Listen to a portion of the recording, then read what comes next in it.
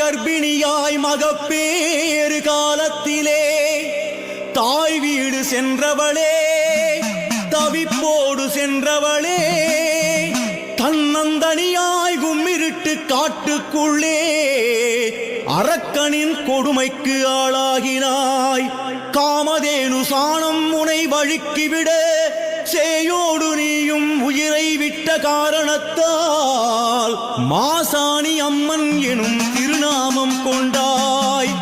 ஆனமலை வந்தமர்ந்தாய், ஆனமலை வந்தமர்ந்தாய், ஆத்தாளே பெரியவளே மாசாணி அம்மா.